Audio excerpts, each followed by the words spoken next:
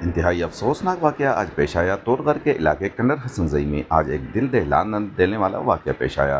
خائستہ زر قوم گجر ساکنہ گداگلی اکازئی برچھڑ یوسی بیلیاں دریائے سندھ کے کنارے اپنی بکریاں دریا کے اس پار کر رہا تھا۔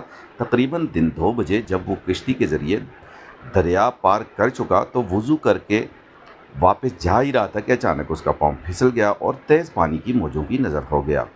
ڈپٹی کمشنر توڑغر نے واقعے کا فوراً نوٹس لیتے ہوئے ایڈیشنل اسسٹنٹ کمشنر حسن زئی کی سربراہی میں ریسکیو ٹیم موقع پر روانہ کی۔ ریسکیو آپریشن 3 بجے سے شام 7 بجے تک جاری رہا، تاہم لاش تاحال نہ مل سکی۔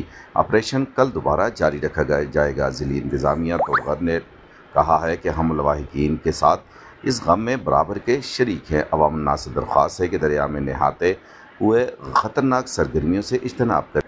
اسی کے پیش نظر دریا کے ارد گرد تمام جگہوں پر دفعہ 144 نافذ کر دیا گیا ہے، جس پر سختی سے عمل ہوگا اور خلاف ورزی کرنے والے کے خلاف تادیبی اور سخت کارروائی کی جائے گی۔ اس لیے عوام الناس سے گزارش ہے کہ وہ بہت زیادہ احتیاط کریں اور اس ویڈیو کو زیادہ سے زیادہ شیئر کریں تاکہ یہ خبر سب لوگوں تک پہنچ سکے، وہ دریا کے قریب نہانے سے بچ سکیں اور دفعہ 144 کی زد میں نہ آئیں۔